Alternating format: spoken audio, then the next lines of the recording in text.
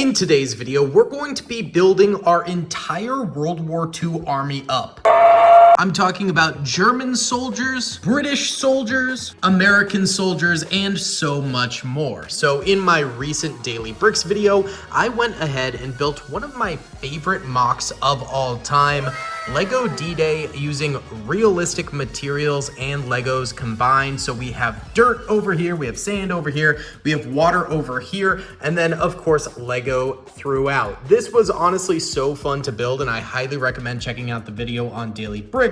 But now is the time for me to dismantle this entire thing and go ahead and put it together as one large military force. We're going to be checking out all of my different World War II armies in Lego today.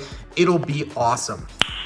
Nice. So I suppose we'd better start by taking all of the minifigures off of this thing. I'm getting a few last looks and pictures at it because, oh, it's just such a beautiful mock. This is one of my all-time faves.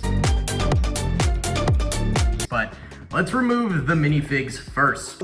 Almost all of the minifigures have been taken off, minus a couple back here. I have them sorted into two piles here. These ones are the ones that are clean because they were on top of Lego pieces and stuff like that. These are the ones that were dirty, AKA we're in the literal trenches, baby. I love how you can see the Lego minifigure footsteps in the sand. I just think that's really cool. But now I gotta start plucking away the defenses.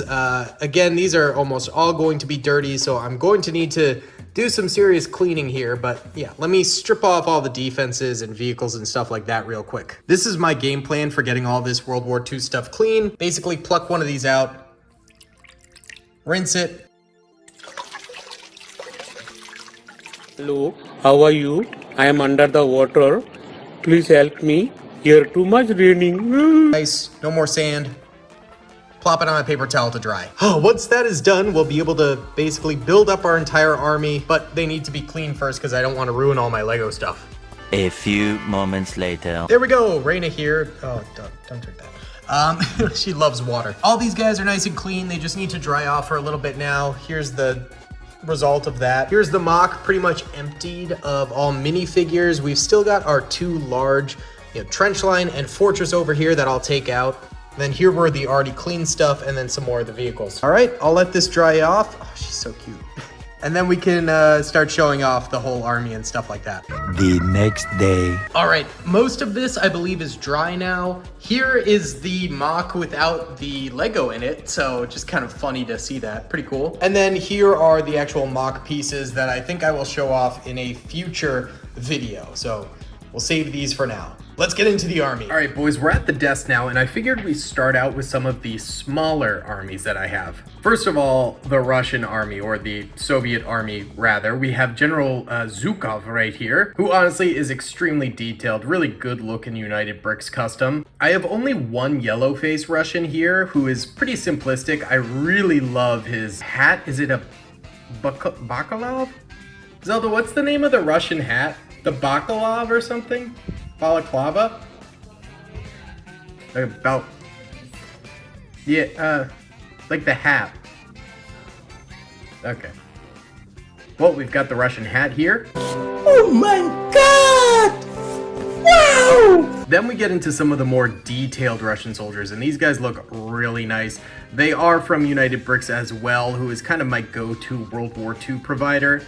They're affordable and detailed, which is kind of rare. Out of the deal! Out of the deal! So also kind of cool is the PPSH with a removable drum magazine with it right there. We have the Russian heavy machine gunner now. Absolutely beautiful with his LMG. He's got like a little shovel in his belt, another United Bricks custom. And then finally, the last Soviet soldier I actually have is the authentic Lego one, which is kind of funny that we have authentic Soviet Union Lego minifigures, and we'll see the same with the German Wehrmacht, but this is my final one, and that basically totals out my Russian army. Ooh, that's kind of small. Yikes. Another smaller army that I have is my Japanese army. So Here is one of my Japanese military men right here. This is just like a standard conscript. And then we have the Japanese Marines right here. It's really, really nice, really detailed. Both of these are, again, United Bricks. But yeah, that's pretty much all I've got for Japanese infantrymen. And with the main combatant against the Japanese, besides the United States during World War II, we have the Chinese military. And I have two of these tan soldiers right here. Chinese military men are extremely hard to find in LEGO. They're just not made that often. They're like a little bit rarer. So here's two infantrymen there. And then these two are decaled right here who look just really, really nice. These guys are snazzy looking. I like them a lot. For some armies that I have literally one of, the Australian army, which this guy right here actually has a bullet in his face, but this is the only Australian World War II unit I have. Kind of sad.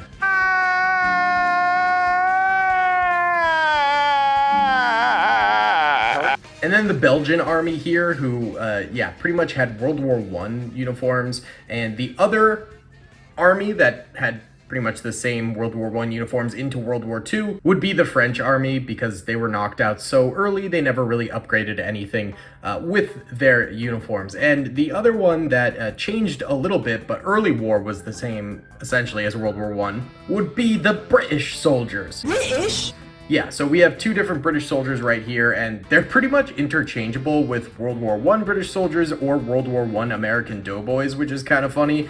But these two soldiers are World War II Brits, again, United Bricks, but they're not the only ones I have. I have a number of these Africa Corps decaled British soldiers as well, which just look really swell. Nice helmets that go along with them, and we have a machine gunner officer right here as well. So those are my decaled Africa Corps soldiers for the British Army. And then we've got the very nice, highly decaled, highly nice looking North Africa campaign British soldier right here. Non-decaled, full-on printing, baby.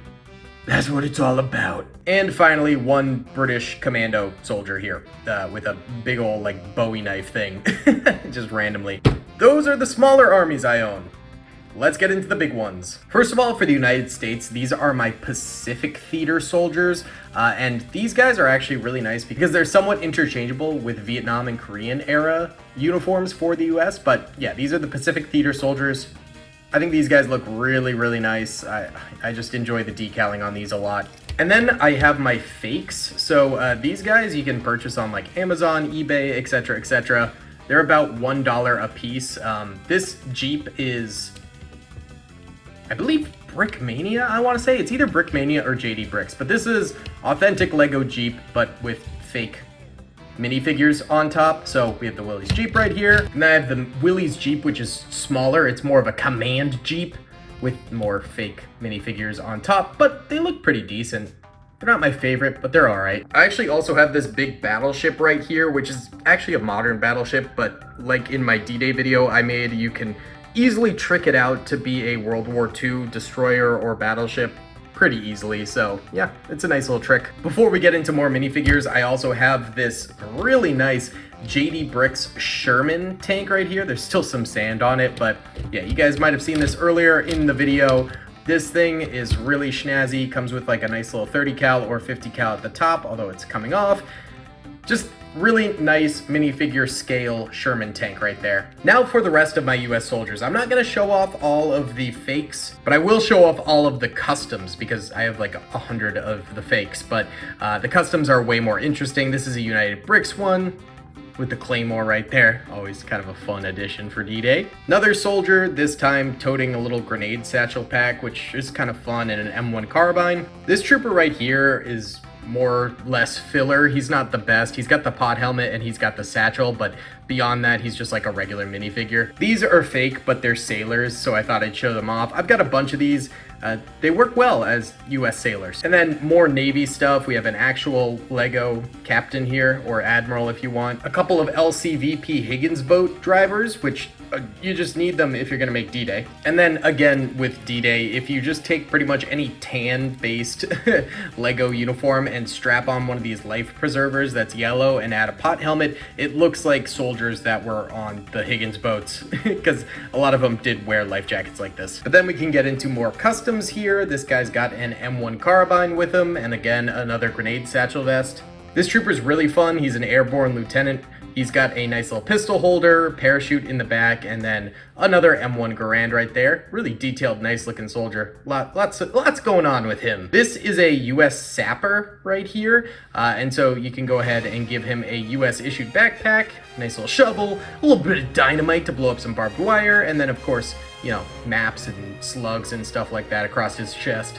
Machine gun ammo man has a vest, carries a BAR, and a little bit of ammunition, and a 50 cal soldier to go with him. He's got obviously the MG bandoliers across his neck, and then the 50 cal right here from BrickTactical.com. This guy's kind of cool, a custom decaled pod helmet on top of his head there. He has a custom 3D printed radio backpack, as well as radio earpiece, binoculars. Basically, he's like a spotter sort of a thing. Really nice custom soldier. Another more generic unit right here, and a couple more generic style customs. Then we got this Tommy gun trooper right here who has a couple of satchel packs on his waist and is fully decked out, pad printed custom. Really nice. This is a bit of a different thing. It's from the Battle of the Bulge. You know, one of the Easy Company soldiers covered in a little bit of snow, all bundled up.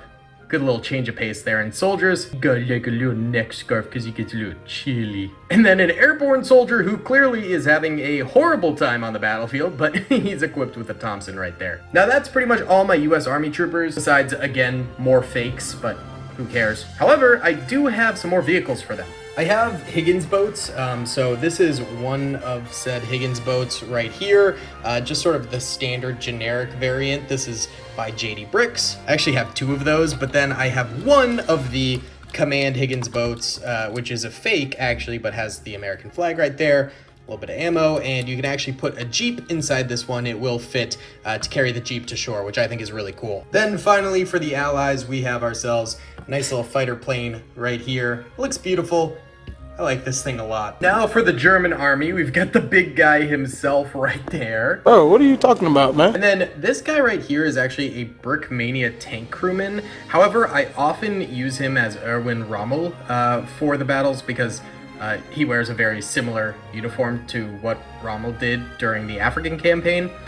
So that's just a neat little trick right there, but Brick Mania minifigs are really expensive. I don't recommend buying from them all the time. I've got a United Bricks Panzergrenadier right here. Looks really fly. And then I've also got them their Fallschirmjäger soldier right here, and I do have another Fallschirmjäger soldier. I got this guy off of eBay. I'm not entirely sure where he came from, but a little bit less detailed, but still does the trick. Same Brick Arms helmet right there. I also got these artillerymen off of eBay. So again, no idea where they come from. I use them as artillerymen, although you could just use them as Wehrmacht conscripts, but I think they serve a good purpose as artillerymen, in my opinion. But yeah, these guys, no idea where they come from. Just standard Wehrmacht soldier. Again, this was an eBay purchase, I believe. We've also got like a cool ninja-ified German soldier. This is a really bad sticker decal soldier, but he's in the army. And then I have a Panzerschreck. And then finally, the bulk of my German army is made up of these two minifigures from BrickTactical. About like 50 of them from him back in the day, so I have just a ton of these. But these are all the different variants of the German soldiers. Like I said, here's all the fake US Army soldiers that I'm not gonna show. And then here's the repeats of all of the German soldiers, which are real, but yeah, there's just a billion of them. Hold up, I almost forgot the Africa Corps. So as I said, this guy's a little beat up. LEGO has actually released German soldiers from World War II in the Indiana Jones sets, and so here's one of them here. Obviously the wrong face. Do I have one with the right face? Well, that's the one with Indiana Jones's face. And that one also has the wrong face. I might just not own the correct face, I'll be honest. And then that's a yellow variant. And then this guy's a Flammenwerfer. Hans gets a Flammenwerfer. Hans gets the Flammenwerfer. Yeah, we do have some Africa Corps soldiers here for the Germans as well, which is funny that this exists as authentic LEGO. And in terms of German weaponry, I have so much. So like here's the Nebelwerfer right here. We've got a Pak 38 right here. I mean, there's all the flak guns from the MOC. Oh god, they're all falling apart. But from the MOC that you guys saw earlier this video. By the way, here's all the tank traps. All of the weapons from said MOCs. This is filled with like Kar 98Ks, Panzerfaust, Panzerschreck, M1 carbines. Yeah, pretty much all World War II weaponry is in this bag right here, which is kind of crazy. But if we come to my little Lego shelf right here, where I've got the Citibank and the castle, I have like a little World War I howitzer that I sometimes use in World War II MOCs because they were repurposed. Down here, I've got all my German tanks, Panzer IIIs, Panzer IVs, Panzer IIs, Stug 3s, Martyrs, etc, etc, etc. I've got a little German bunker here. I also I do have some M1s and you know, different US anti-tank guns down here as well, like here, and then artillery for the US here too, and then some like ruined World War II houses for the Western Front here. So yeah, I have a lot of different vehicles for my World War II armies as well, mainly German, just because I've done a lot more with the German army in terms of MOC builds. Like I did a German super fortress and stuff like that, but I've recently started to pick up in terms of US stuff, and I want to get some British tanks and Japanese tanks too. So yeah guys, that is the current standing of my LEGO World War II armies. Obviously I want to build up the Russian or Soviet army and the British army a little bit more. The Germans and the US, I think I'm good for now in terms of collecting, unless maybe getting some more specialized units like tankmen and stuff like that. Either way guys, thank you so much for watching. I hope you did enjoy this video. Please be sure to hit that like button, subscribe if you haven't already, and comment down below. I'll see you all in the next one. Peace. I hope you guys enjoyed that video. Be sure to click that subscribe button for more content, and hit the notification bell if you'd like to be alerted to whenever I live stream or upload. Thanks so much.